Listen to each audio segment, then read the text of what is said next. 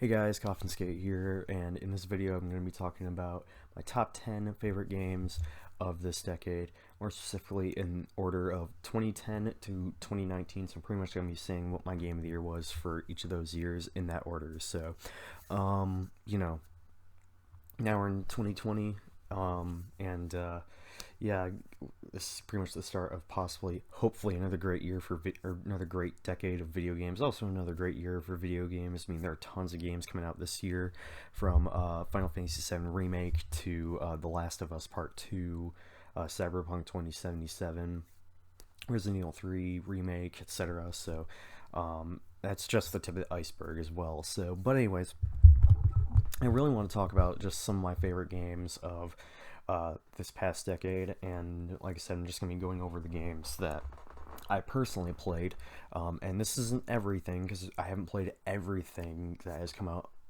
in the past decade, so this could change, but yeah, this is my personal picks from every year from 2010 to 2019. So yeah, that being said, there are tons of games I won't mention in this video that I feel like should be mentioned, so I might do a follow-up video talking about all the games that or everything else that I've played from the past decade, because I feel like there are tons of games that also need to be mentioned. So that being said, first off, I'm recording this off my laptop again because this time around because I got a new mic for Christmas. It's a blue snowball, so which I might do a Christmas haul video. If you guys want me to do that, let me know in the comment section below. But I figured I'd also test out this mic. So yeah, and I mean I've tested it out with like recording music and whatnot, but figured I would do it or try it with commentary. So yeah, if you guys can hear me clearly, let me know in the comment section below. So that being said, let's get right into it. Yeah, from 2010, 2010 was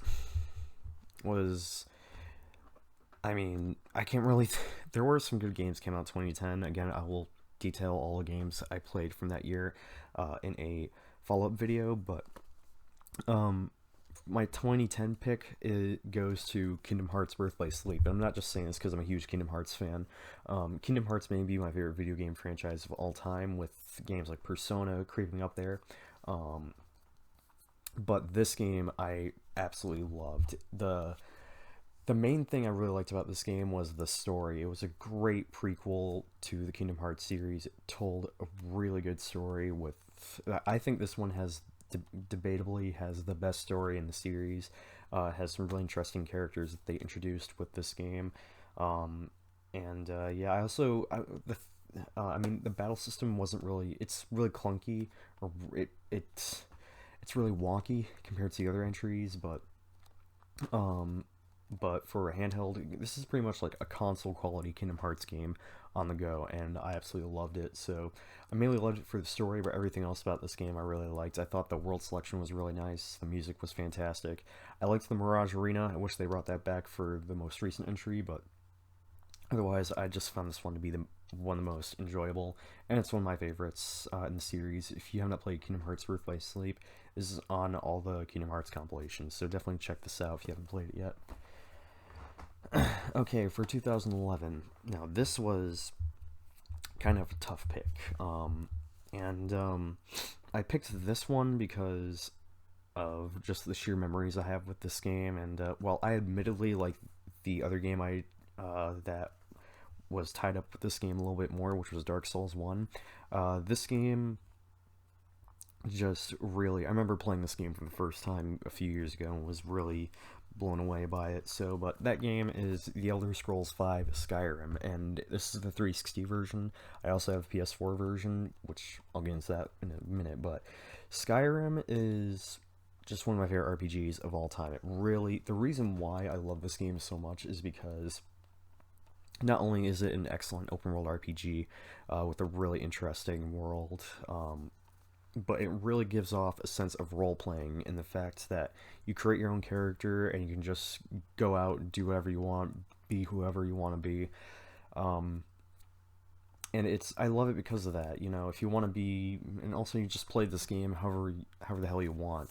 You can go into every dungeon just sneaking around and picking off enemies from a distance with a bow and arrow, or you can just go in gung-ho and kill everything with swords and axes and whatnot, or you can just be a complete murderous dickhead and go around all the towns in the game and just go on a mass murder spree. So that and the musical score in this game is incredible. A absolutely amazing musical score, and I really like this game. And like I said, the sense of role playing in this game is incredible.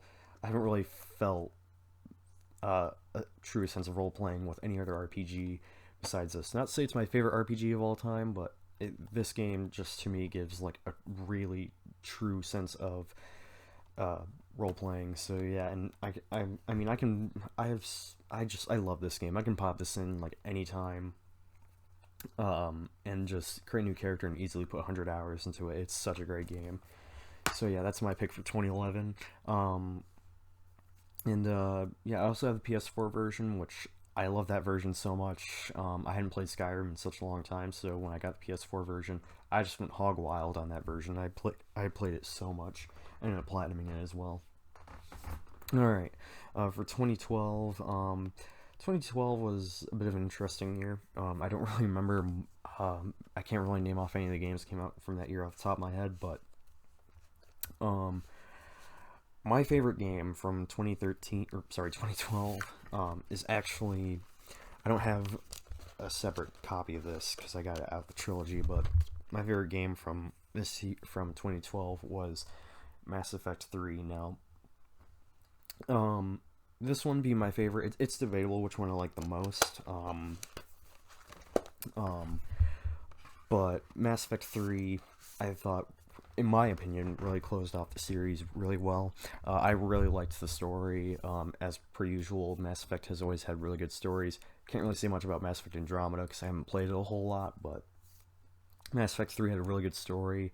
I really liked the combat. I mean, Mass Effect 2 really fleshed out the combat, but Mass Effect 3 fleshed it out even further. Graphically, it's actually a really good looking game, even by today's standards. Still, I think the game still holds up very well. One thing that I didn't really like was the fact that they took away the fact that one of my favorite things about Mass Effect 2 was that you could go to a certain planet, send off a probe, and get materials and use those materials to craft new weapon or prototype weapons, armor upgrades, and whatnot. This game didn't have that. Understandably so, though, because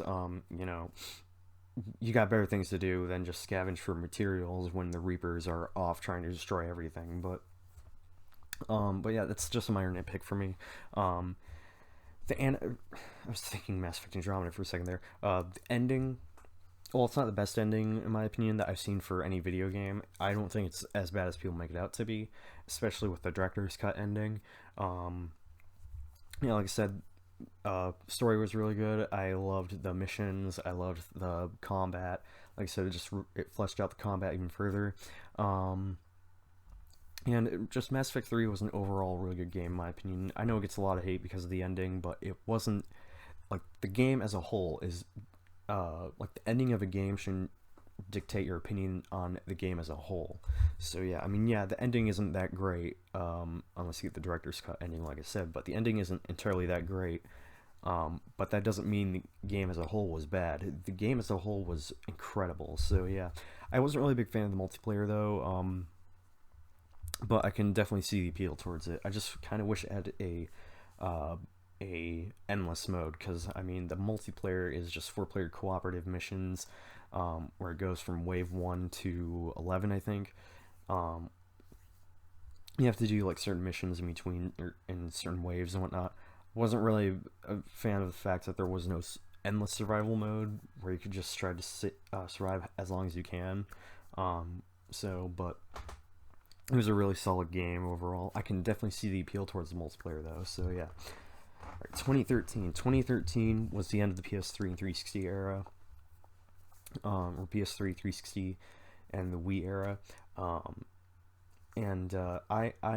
This was a really interesting year as well. I mean, you had games like The Last of Us and So again, it comes to Metal Gear Rising. Uh, Now I really can't think of any other games, but I can say with confidence that this was my favorite game of that year, and that is Ni no Kuni: Wrath of the White Witch for the PlayStation 3. Um, Real quick, this game got remastered for current gen platforms, so if you have not played it yet, please do so. But this is a level 5 RPG that has a Studio Ghibli art style to it. Studio Ghibli helped make this game, um, and Joe Hisashi made the music for this game, and it is just a match made in heaven. I mean, it's just a JRPG. It's a Studio Ghibli. It's a love letter to Studio Ghibli fans who also like RPGs, and I'm telling you, this is just one of the best RPGs I've played.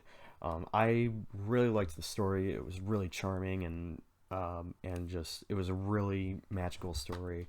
The world of this game is just so magical. It just has this certain magic to it, which I feel like Ni no Kuni 2 doesn't really capture all too well. Don't get me wrong, Ni no Kuni 2 is a great game, but it just doesn't capture the magic of the first game. Music, fantastic. I mean, it's Joe Hisashi. He is a mastermind when it comes to writing music. But the battle system is actually a lot of fun in my opinion. I personally enjoyed the battle system of this game a lot more than I did compared to Ni no Kuni 2. Again, Ni no Kuni 2 is not a bad game. It is really good in my opinion, and I do think the combat in that game is really fun.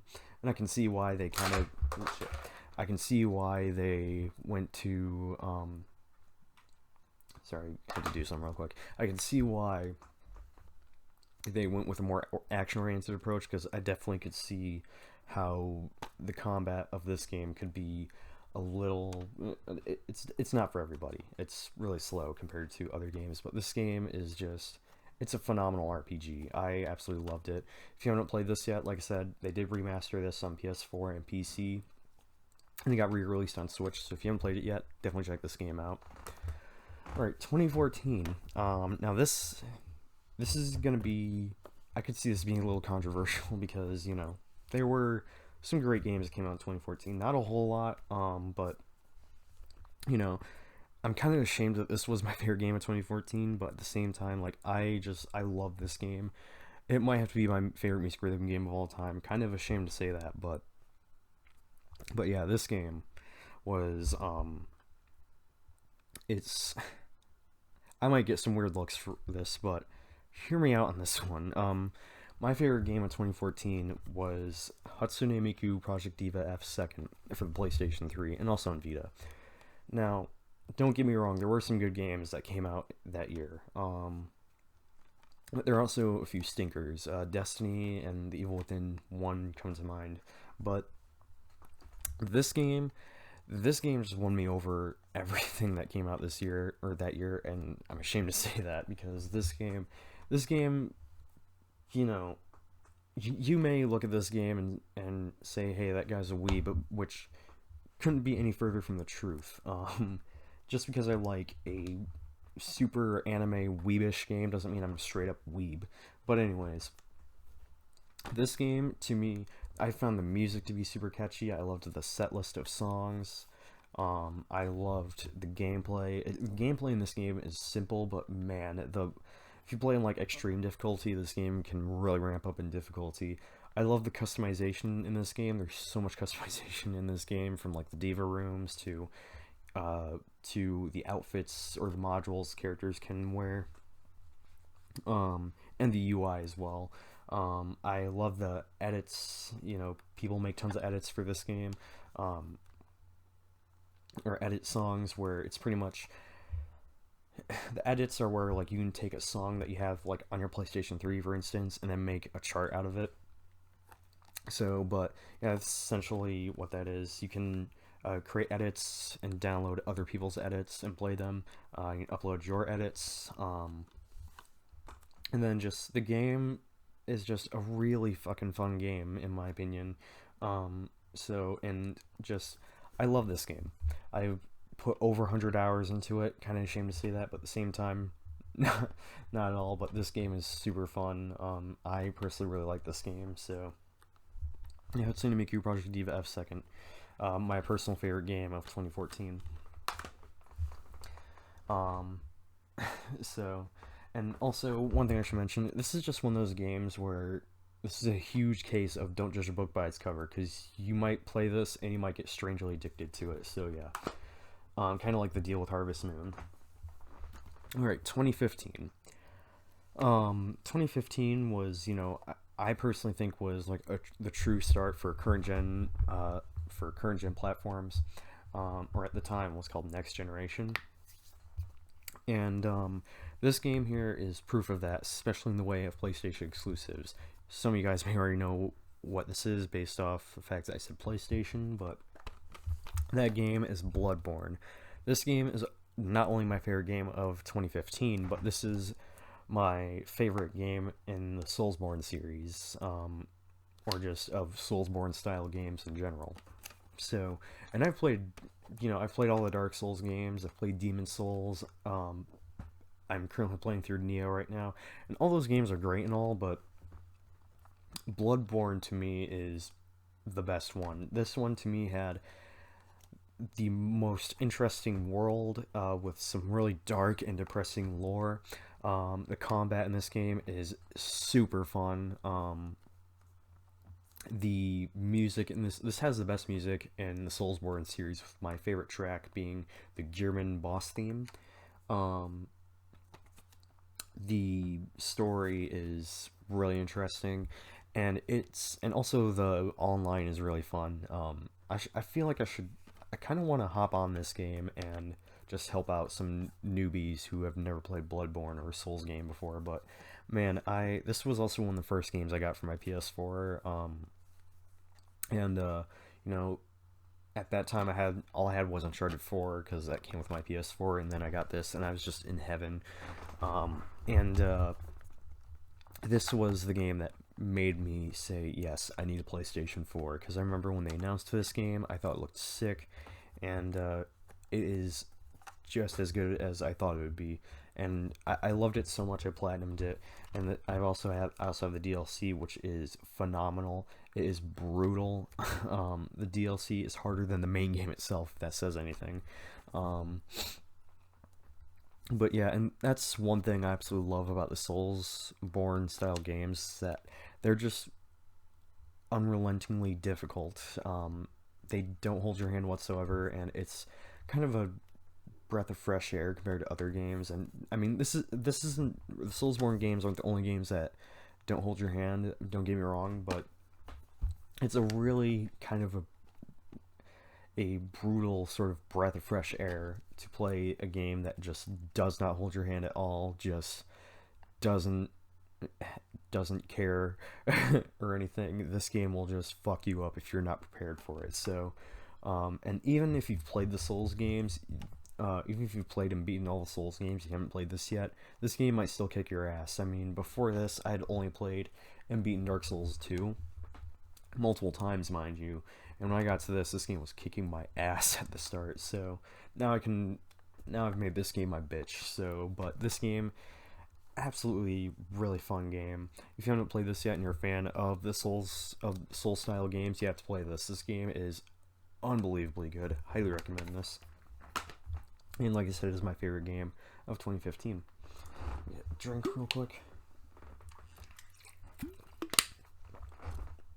All right, 2016. 2016 was one of those.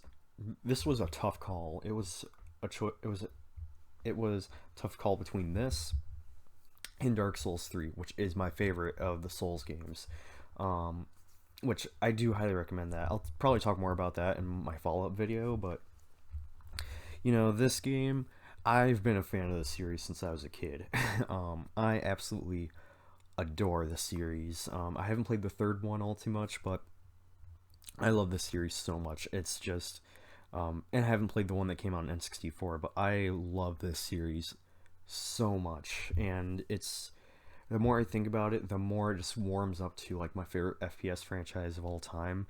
And This one that came out in 2016 was just, it is, I will say this, I've not finished this game, but I've been having such a fun time with this game that I can't not put this as my favorite game of 2016.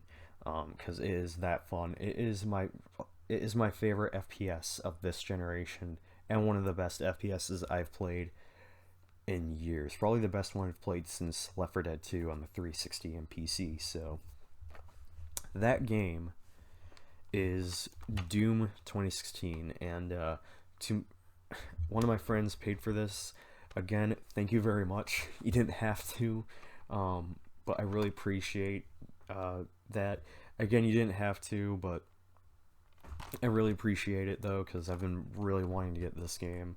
I've been, uh, yeah. If you're watching this, I will pay you back. I swear. Once I get a job, once I get a new job, I will pay you back. I swear. um, I'll buy you a game that you want. I don't know, but anyways, this game is, for one, it is one of the most bloody and gory games I've ever played. um, I mean, it's high up there with like games like Left 4 Dead and whatnot, and Mortal Kombat, of course. But man, like, I mean, this has been the main FPS I've been playing lately, and I've just been having a straight up blast playing this game.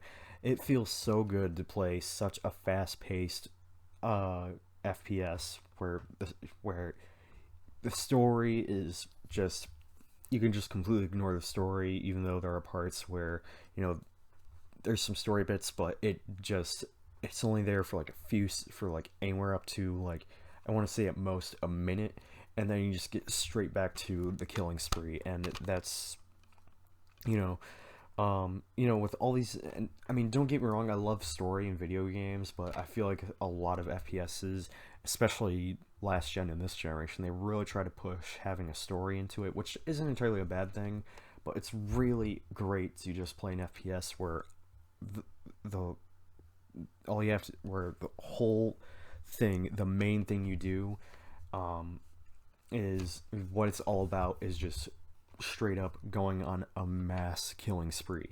And that's what, just blowing through and ripping and tearing through demons and whatnot, again, just like the old school like 1993 Doom, is just, it feels so good again. And it was because of this that I added or that I put Doom, uh, the PS1 Doom game onto my PlayStation Classic, because I've been in the mood to play that game again. But holy hell, no pun intended, if you have not played this yet and you're looking for just a pure, straight up demon killing carnage FPS, you have to play this. The music is also really metal, and this has just the most metal and probably one of the best soundtracks I've ever heard in video game history. I'm not just saying that because it's Doom, but also the gameplay is so much fun. It's so brutal with, like I said, it's so gory. It's so fast paced. It's so much fun. If you haven't played Doom yet, please do so. I'm really excited for Doom Eternal coming out next year. But yeah, or coming out this year now. But Doom 2016, that's my pick for 2016. All right, now one of these games was my game of the year for 2017. If you watched my top 5 favorite games 2017, you'll know what this game is. But I had to, and well, I'd probably normally include this other game I'd probably include this other game in my follow-up video where I talk about my honorable mentions. I can't with this game. I have to mention this game as well because it needs to be mentioned. And honestly, like, I would pick either one of these as my favorite game of 2017 because they're both fantastic. So, but my favorite game of 2017, which was my game of the year for 2017, is Persona 5. I'm going to start off talking about this, then I'll talk about the other game in a second here. But this game, I've already talked about this game in great length about how good this game is. It is phenomenal. I love the story, the music in this game. It has one of the best soundtracks of this generation. The battles, it's a way more streamlined Persona game with the battle system and whatnot, and it's so good. I absolutely love this game. Again, the music is fantastic. I love the characters, and I just love everything about this game. And just if you haven't played Persona 5 yet, it's also on PS3, and Persona 5 Royal is coming out in March. So if you haven't played this yet, please do so. It is an incredible RPG. You don't even have to be a fan of turn-based RPGs. I know of people who are fans who don't care about turn-based RPGs, just despise them, and those same people say this game is fantastic. So if you have not played this yet, please do so. It's just a phenomenal game. However, the other game I want to mention, again, this game is so good, I just can't help but also mention this as well, and that is Nier Automata. I could go on and on about how good this game is, but I'm just going to cut it down to just a few sentences. One, this game has the best soundtrack I've ever heard in video game history. Combat is a lot of fun. A bit simplistic compared to other Platinum games, but it's a lot of fun. I love how crazy the story gets. I think the lore is very interesting. The story capabilities of this game. I have not played any other game where the game requires you to play the game multiple times in order to get all of the story. In order to get the true ending, you have to play this game 3 times. I kid you not. So, but man, and also the boss battles are really good. And it's just a phenomenal open world RPG that I had to mention this game because I mean I don't usually buy books, but I loved this game so much. I bought I bought a book for this game, and it was $40, and it was so worth it. But if you haven't played Nier Automata yet, please do so. You can get the Game of the Yorha edition, which comes with all the DLC as well as the Day 1 content. So, but please play this if you haven't yet. It is so worth checking out. Alright, my 2018 pick. I'll give you a hint. It uses this thing right there. That's my PlayStation VR. I got a PlayStation VR. This was one of the games I got a PlayStation VR for, and this is the only VR game in the list. So Resident Evil 7 is like a close second or third for me as like the best VR game I played. But this game is, I'll give you a hint, it's a music rhythm game. It is one of the best music rhythm games I've played, and the best peripheral-based music rhythm game I've played in years. I haven't played a peripheral-based music rhythm game like this since, or as good as, like, that's this good, since Guitar Hero 3, and Guitar Hero 3 is one of my most played music rhythm games, I would say. That game, be surprised here, this game, which happens to be my favorite VR game, is Beat Saber. And I could go, this game, I feel like I could just sit down for like 10 plus minutes talking about how much fun this game is, but it pretty much what hasn't been said about Beat Saber that has already been said. It's the killer app to get that is worth getting a VR for, whether it's HTC Vive, the Oculus Quest, or the Rift, the PlayStation VR in my case, and it is just pure music rhythm VR goodness, and it is phenomenal. I love the music that is in this game, from the bass selection of songs, from the OST tracks to the extra tracks. I love the DLC they've put out, from the Imagine Dragons pack, the recently released Green Day pack, which is awesome, by the way. The Panic at the Disco pack, the Monster Cat packs. It's one of the few music rhythm games where I want to get all the DLC for it, because it's just that fun of a game. Even if they just put out some country music, I don't give a fuck. I would just want to have all the DLC for this game, because it's that fun. I don't play it, like, I haven't put like hundreds of hours into it, because I become a sweat fest when I play the game, and my arms get really sore. Great workout, but I get sore as hell while playing it, and I mean, that's not entirely a bad thing in this case, but trying to play a game for an hour that is as workout intensive as Beat Saber, I haven't played a game that has given me that much of a workout since Dance Central. And but yeah, I absolutely love Beat Saber. Um, and I will, I, you know, I would if it weren't for the fact that the game turns me into a complete sweat fest. I would have easily put 100 hours to Beat Saber already, but you know, I don't want to be sitting there playing. I don't want to be standing there playing a VR game for hours on end every day, because that's something I just can't do. So if it was a sitting down game, I could easily. If it was a game I could just sit down and play, um, having to flail my arms around with using the move controllers, I would easily play it a hell of a lot. It's like a VR game where I could just sit down and play with a DualShock 4. I could easily put like over 100 hours to that if the game is that good, but Beat Saber is just not one of those games. But I still have to say it's my favorite VR game of like ever, by far. So yeah, and I will continually support this game because I really want to support the developers of this game. So yeah. By the way, if you ask me, if your PC is VR ready, go with the PC version because you can install custom songs. Granted, there are DLC songs, but you can install uh, custom songs people have made, and you get like a wide variety of songs. So, oh, another thing, they actually constantly they update the game at least once a month.